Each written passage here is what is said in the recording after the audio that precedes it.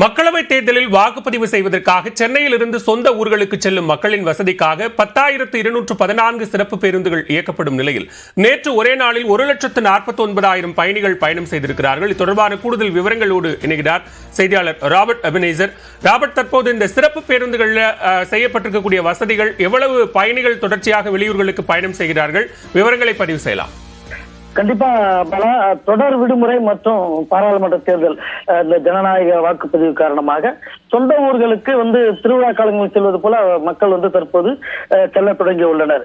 அதிக வெயிலின் தாக்கம் இருப்பதால் குறிப்பாக மாலை மற்றும் இரவு நேரங்களிலே மக்கள் தென் மாவட்டங்களுக்கும் தொலைதூர மாவட்டங்களுக்கும் பயணத்தை மேற்கொள்ள உள்ளனர். இதுக்காக நேற்று மட்டும் 1 லட்சத்திற்கும் மேற்பட்டோர்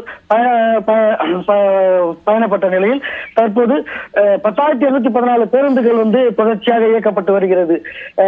அரசு விரைவு பேருந்து, தமிழ்நாடு அரசு விரைவு பேருந்துகள் என அனைத்து பேருந்துகளிலுமே முன்பதிவு செய்யப்பட்டும் முன்பதிவு இல்லாத பயணிகளுக்காகவும் பேருந்துகள் அதிக அளவில் தற்போது கோயம்பேடு பேருந்து நிலையத்தில் காத்து கிடப்பது போல கிளாம்பாக்கம் பேருந்து நிலையத்தில் அதிகமாக காத்து கிடக்கிறது.